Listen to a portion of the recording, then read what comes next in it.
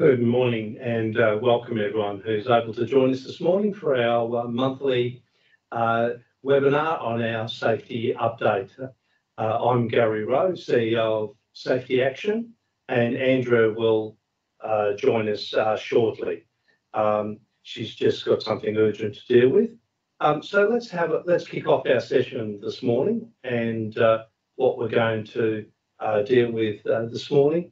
I found an interesting article on these autonomous self-driving cars and some safety issues around those. And maybe I'm still on that same driving theme. Do car companies have a sense of humour? I'll have a look at that in the moment.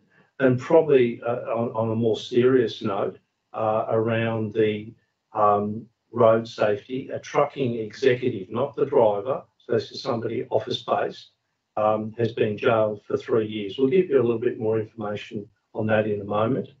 Andrea, when she joins me in a moment, will update us on work injury trends based on stats going out from 2022 and picked up at the end of last year, so 2023, so the latest data we've got nationally.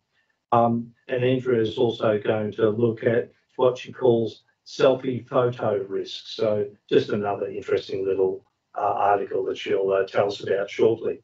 Before we get into our first topic, question of the week. By law, do we need to do fire warden training every year? And you may be asking yourself that, or somebody's put that to you. We know it's a good thing. So question of the week. And question number 2, if a forklift operator is found to exceed the workplace alcohol limit, e.g. 0.0, do they lose their licence? And it's timely as Andrea just joins me now. Welcome, Andrea. Good morning, Gary. To our session. So I've just outlined the questions of the week, and Andrea will give you the answer to both those questions near the end of this segment this morning. So let's just turn to these autonomous vehicles. And I posed the question, which I think was our headline in our February newsletter: would you trust a car with no steering wheel or brake pedal? And so what occurred to me is that people talk about autonomous vehicles, but when you actually say you're going to hop in a vehicle and there's going to be no steering wheel and no brake pedal, would you be happy with that? And I think that's when it starts to get a little bit scary. I think many of us, if you're like me, I'm happy when I'm holding the steering wheel. And it's not that my wife is a bad driver, because she hasn't had any serious accidents at all. I'm always nervous, and I'm always pointing out and correcting things which she doesn't like. And I think that's probably true of many people who are keen drivers when they're not actually holding onto the steering wheel. But you know, I think they say most accidents are caused by human error. So yes, yep. The robots should make less errors. And I think the data shows that. In fact, interesting you say that. They survey, this is an Australian survey now, not internationally, and 80% of Australian drivers surveyed believe that autonomous vehicles would reduce accidents. 80% agreed it would be safer. But less than half wanted to be on the road with autonomous vehicles with no driver in them. So we know they're going to make better decisions more often than human drivers. In fact, one of the interesting bits that I found was that because of the sensors in self-driving cars, they can react 4 times faster than a human can. So when there's an obstacle appears, so they don't get distracted, and I assume that they don't behave recklessly like they'll obey the rules. No, they only obey the rules. They'll never exceed a given whatever the rule programmed into them. They'll react 4 times faster. So if you talk about that you could run somebody down if they run in front of the car, well, guess what? The autonomous car, if it can, will activate the brakes 4 times faster than you or I possibly could.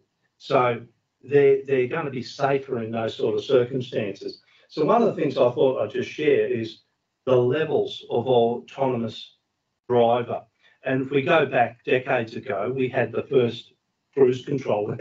That's an example, apparently, of the first level of automation. Level 2 we've had for many years now, and almost all cars are at level 2. All new cars will be level 2 and above. And adaptive cruise, anti-lock brakes, stability control, emergency braking, lane assist is now on virtually every new vehicle. So we're already at level 2 for virtually every new car that's entering the road. But you'll notice that the driver is still legally and morally obliged to monitor the vehicle and take control. Level 3, there are some cars already on the road now that are capable of this. So the vehicle sensors detect all of the road features and obstacles and can perform almost all driving. For example, I think the Teslas are either level 3 or 4, not sure. But in both level 3 and 4, the driver is still held responsible to monitor and can take control. I think level 5 is the scary one. Yes. That's when you take the brake pedals out of the car and the steering wheel away. But even at level 4, drivers are uncomfortable looking around in the traffic and seeing a car with no driver. So remember, 80% believe it'll be safer, but less than half want to be on the road with them. And I think, Gary, maybe it comes down to a little bit of, what I talked about in the World Congress about the robots, that they're still, maybe it's from watching those sci-fi movies long ago about these robots that have evil intentions.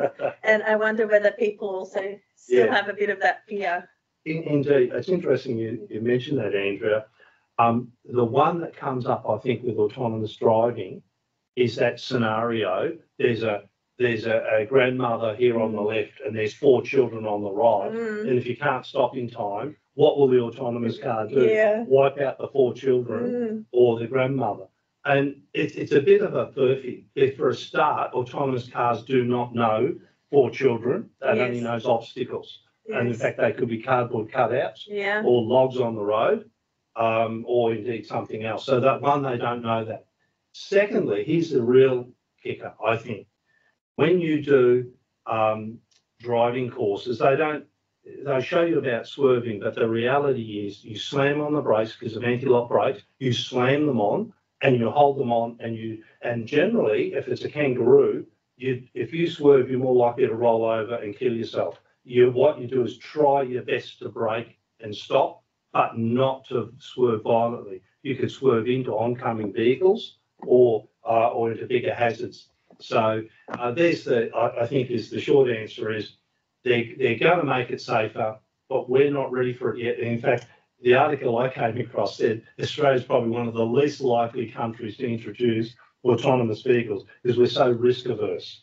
So it'll be, as it is already being tested in America, the robo taxis that we've mentioned earlier. And thanks, Rick. We've got a good question about this. And Rick asks, if in the case of an accident with the self-driving car, who was responsible, you or the car? That's a very good question, which we've sort of anticipated. So thanks, Rick.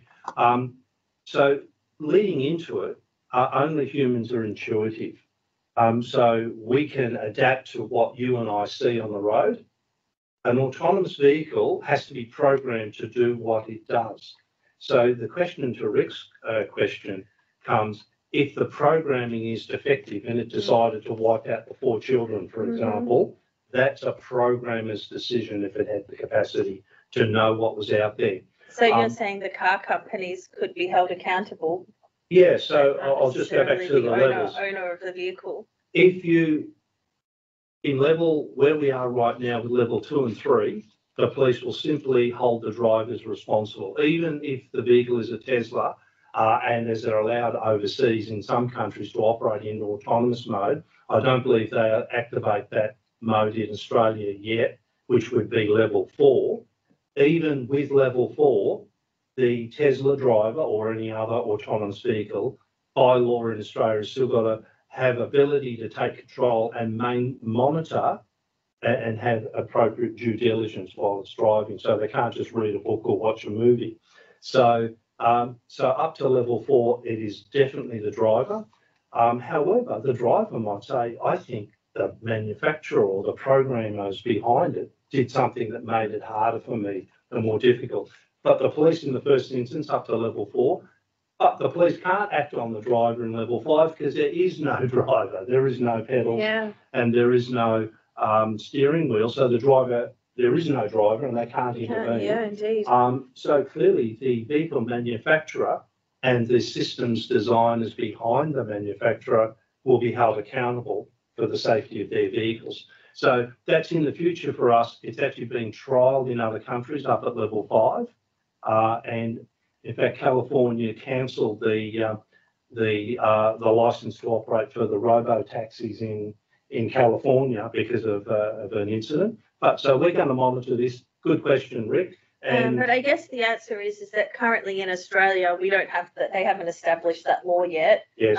Because they haven't approved those vehicles. That's it. And where there is a licensed driver behind the wheel, as is required, and the controls are there, the police will hold that driver responsible, even if the vehicle has done something until it's proven different, I believe, unless there's a malfunction of the vehicle. And I read this final point, and one of the commentators said, we will never actually deliberately intend to give up driving, but one day we'll look back and realise that we did. So when these autonomous vehicles get out there, I think that may be part of the future. And maybe it's my sense of humour again, and I like it. So Rick was asking one more question there. Sorry, Rick. On the level 5 cars, can you drink and then jump in the car? And I think the intention is that you could, because these might be used as vehicles like taxis, and that's the intention, that the driverless taxi will come and pick up the people. They might not have a license and they might not be fit to drive, and the vehicle will take them. Yeah, so we believe so, Rick, particularly when they're taxis and it's a commercial vehicle, which these are operating, by the way, hundreds of them in California and Texas and other states already in the US, called robo-taxis. So clearly people are calling the robo-taxi from the pub and hopping in and going home. Yeah. So they not even have to be licensed. So then there is no designated driver. It's actually an autonomous vehicle. And as I mentioned, Australia's very risk averse. And so we're not likely to approve anything like level 5, we think, for quite a few years. We're going to be one of the last countries, we think, to roll that out. And I think I've mentioned in the newsletter, notwithstanding the authorities are starting to look at how will they enforce autonomous vehicles, but all they've done is set up a structure of how the police, who they're going to look at and how they're going to charge them. There's no one's developing the reality of how they're going to operate in amongst you and I yet. But it's happening overseas. We'll hear more and more about it. And I just thought you might be interested to hear a bit about that. So if I may, just moving on to cars, car companies have a sense of humour. By the way, I'm not a Tesla fan. I don't own a Tesla, but I do like their sense of humour. And I came across this one where back in the launch of what they call the Cybertruck, when it was launched back in 2019, an executive, you can see the top left image, threw a steel ball at the window to show that it was bulletproof, essentially, and he broke the window. What I love is a number of years on, they're now selling for $80 Australian. You can buy a sticker that goes in your Tesla truck window. I presume you can fit in any other car, but it's actually shaped and sized for your Tesla truck to make it look like you've smashed your window. Now, you can't put that on the driver. I think it's got to be in the rear windows, not the driver or front passenger. I think by law, those windows have got to be clear. So if it's in the back window, I think you can have that. So if you want to show that it's been smashed, $80, and you can buy it from online. So you get them here from Tesla. So there you go. Another one, once again, related to these electric vehicles. Now, if you look at inner Melbourne, inner Sydney in particular, maybe inner Brisbane, a number of the terraced type houses don't have off-street parking. And so people run a power lead across the footpath. And some places, people were previously given a permit to do so, and the council has now revoked. We've heard in one council area. But in the left-hand photo there, you'll see they've actually put down the yellow strip to cover the electrical, which is a sensible thing we would do in the workplace. But the councils argue that people with prams and possibly wheelchairs would still be interrupted by that bump. And it's somewhat true. So they've said you can't. So other drivers said, okay, if I can't go across the footpath, I'll go over it. And so the right-hand photo shows he's draped it over to a tree and down to the vehicle to charge it, and the councils won't accept that either. So what it is you need a permit to run an electric lead across a footpath, and presumably, if they were serious about this, would cover electric lawnmowers and any other thing, a vacuum cleaner if you're going to vacuum your car, if they were being consistent. But of course, charging might be left out overnight and unsupervised. So there you go. Currently, as far as we know, not legally allowed in any jurisdiction, but there might be some councils that somehow have issued some permit for that. And coming on to, I guess, probably the most serious article of this month we've got. So this was updated on the 23rd of January. So I only got this late last month, that a trucking executive was jailed. So let's just have a quick look. Back in April 2020, you may recall that on the Melbourne Eastern Freeway, there was a terrible accident. A truck careered into where 4 police officers had pulled over another driver, and it killed the 4 police officers. And it was Connect Logistics truck and driver involved. The truck driver, known as Mr. Singh, was found to be heavily fatigued, and he was high on methamphetamine, commonly called ice. Ice, okay. And he was previously sentenced to 18 years jail for culpable driving. I mean, you can't kill 4 police officers and think that that's a minor. I heard that he said he saw a witch. That's now the latest. I think he's back in court, and he's, I think, trying to get his sentence varied. So he's talking about I was affected by other things. So I think the key point that I want to talk about this morning was a follow-on from this. So in their investigations, so this is now bringing in the chain of responsibility. We've heard of it, chain of responsibility. So this comes under the National Heavy Vehicle regulations, and it's commonly referred to as chain of responsibility laws. As far as I know, this is the first time they've used these laws to actually jail someone, and particularly a non-driver.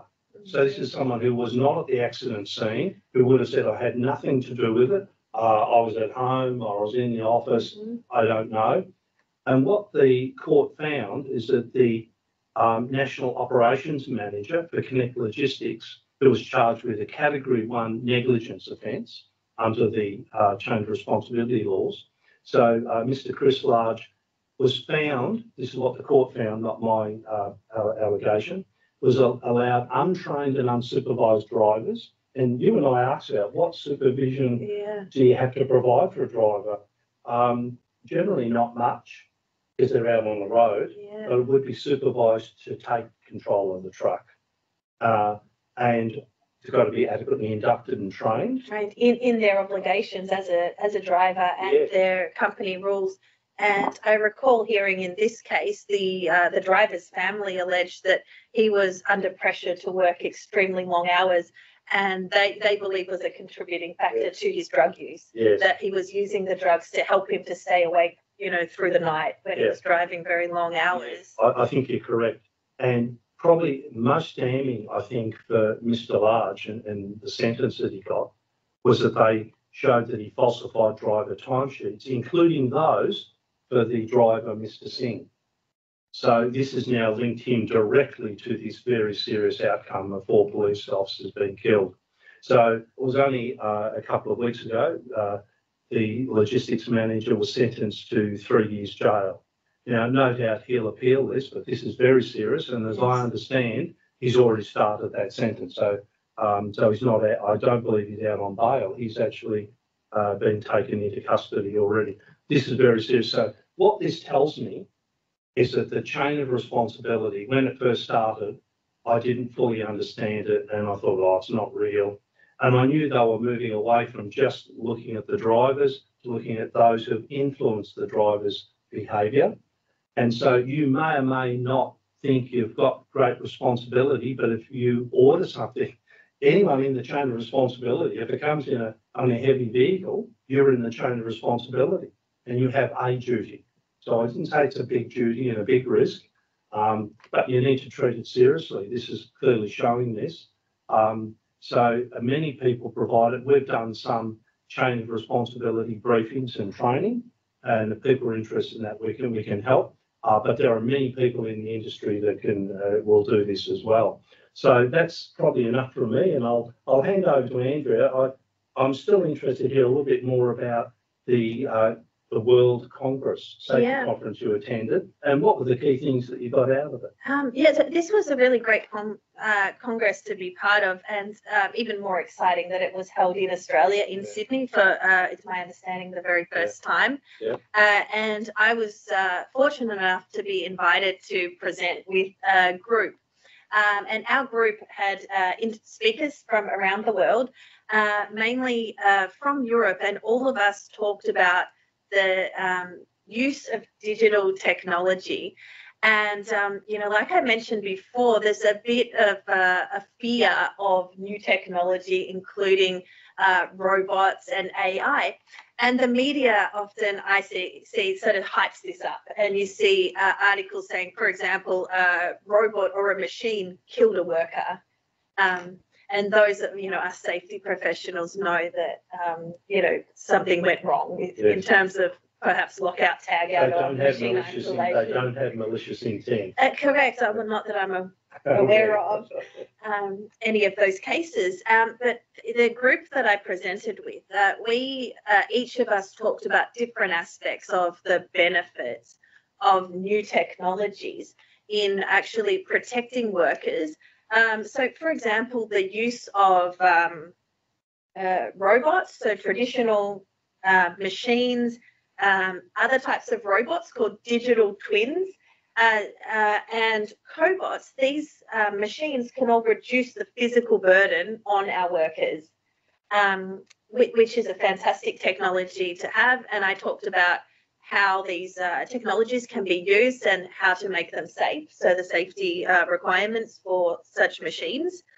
And also, presenters in our stream talked about the use of artificial intelligence to benefit safety.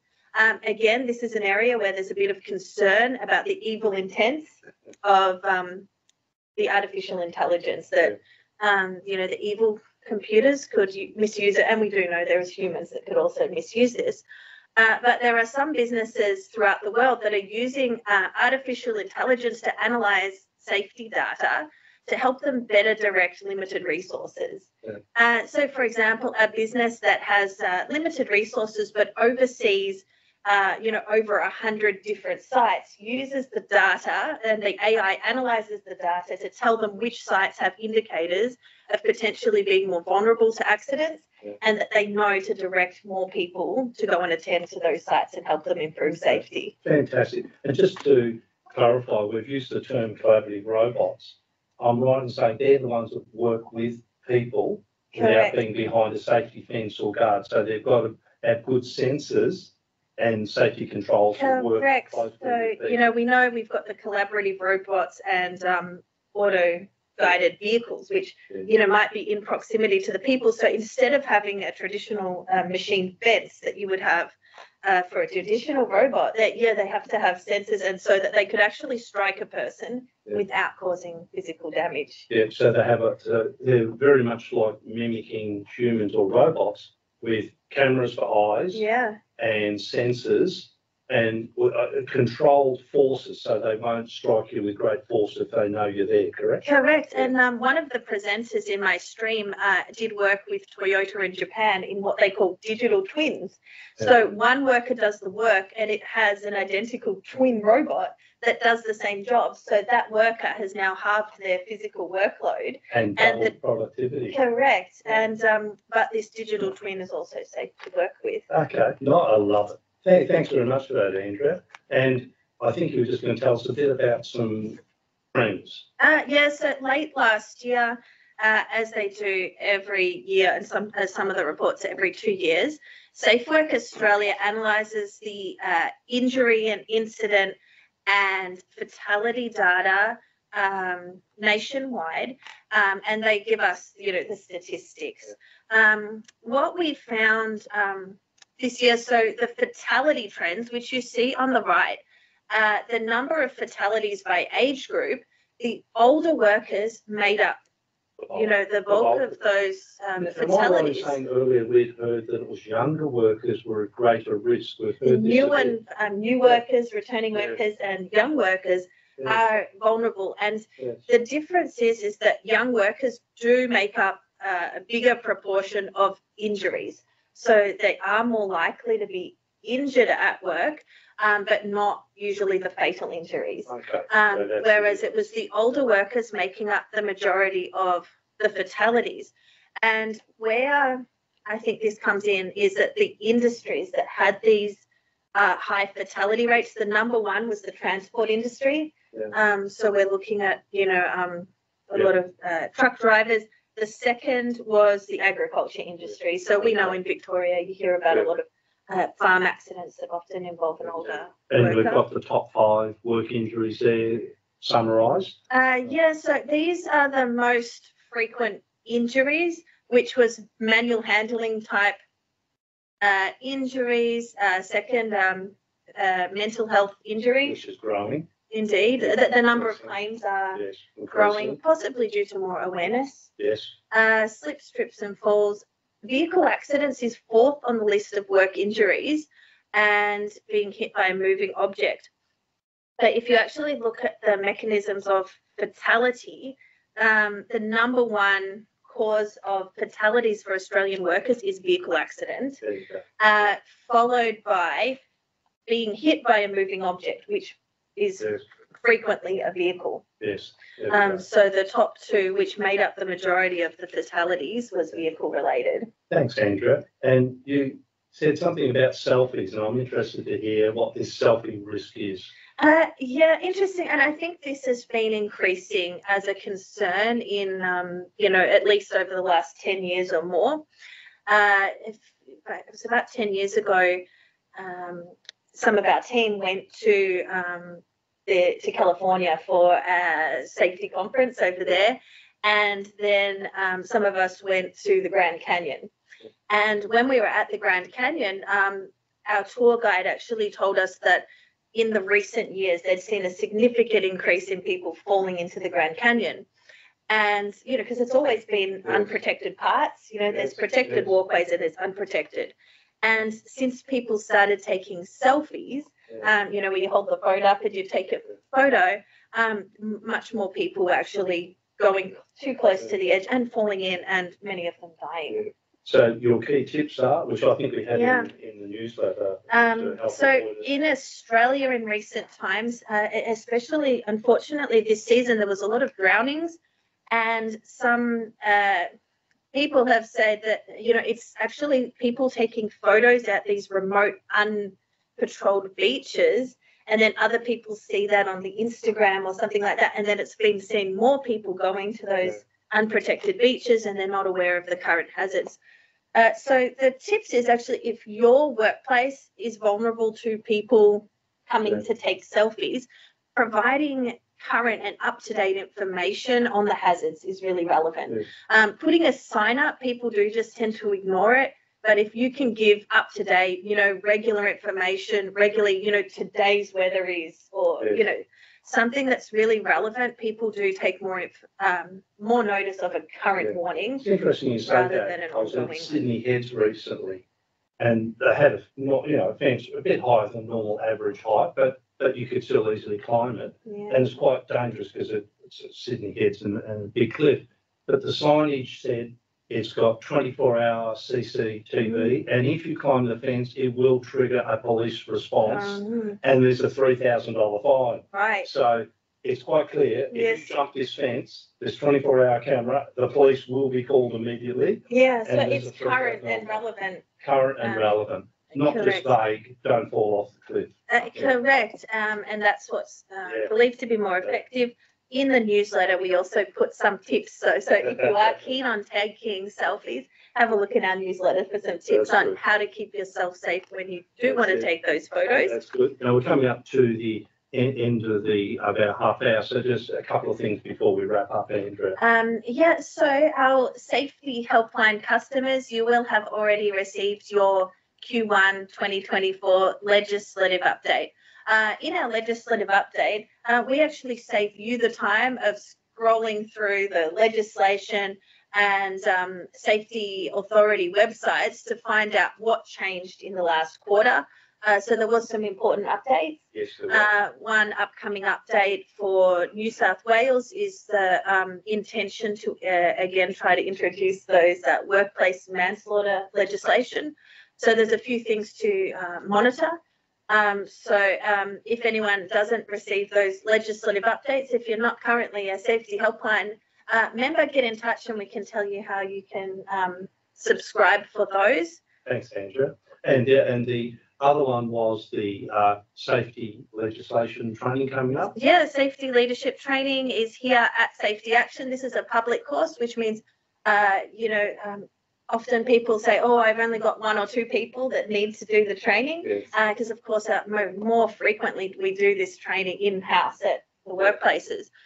So if you just have a couple of people that want to come along and participate in our most popular course, Safety Leadership, that's here at Safety Action on the 21st and 22nd. I think we've just got a couple of spots left, Gary. So if people are interested, again, get in touch. Okay. And questions of the week. First question, Andrea. Okay. So it is a question that I've been asked reasonably frequently is, do we have to do this annual training for the fire wardens every year? The answer is no, not legally. However, it is a recommendation from the Australian Standard for Planning for Emergencies. But also under your duty of care, you do need to ensure that your workers can safely evacuate from the workplace in an emergency. So what you need to know is you don't necessarily need to have an external provider come in and do this training for your wardens. You can provide this internally, which means every year refresh your fire wardens or designated people who might just be the supervisors on how to enact your emergency plan. So it could be a partial drill, not a full evacuation. Get your wardens together, stand up by a toolbox talk. Correct. Take them through what your procedures. Remind everyone what their duty is and how to safely get people out the building. I like it. And don't forget to call the emergency services. Sometimes people, they're too busy following their plan and they actually forget that. Okay. And forklift drivers, do they lose their license? Yeah, and this was another really great question that we got from one of our safety helpline customers. Automatically, no. If your workplace has a 0 alcohol or even a 0.05 alcohol limit, it doesn't impact on the worker's license. The 0.05 limit, that's a road limit around Australia on the public roads. Yes. So it does actually apply beyond motor vehicles. So you might have heard of cases where it applies to bicycle. Yes. So if the forklift is driven on a public road, that limit would apply. So that would apply to forklifts, bicycles, tractors, etc. So if they were breathalyzed by So what if they're not just on company property? They're not going on the road. What's the situation? Yes, so there isn't an automatic impact on their license, but the workplace should implement their existing discipline policy for breaching that limit. Which could be discipline, retraining, or possibly stop them being It could be, I mean, it depends on the company's policy. It could involve anything from dismissal to retraining or something like that. Correct. Thank you very much for that, Andrea. And so we've come to the end and slightly over our designated half hour. Thanks very much, everyone, for listening in. Others may choose to go onto our website and pick this up as a recording. So thanks once again. Great to be back at the start of the new year, 2024. I hope it's a good year for everyone. And bye. Thank you very much. Thanks, everyone. See you next time. Okay. Thank you.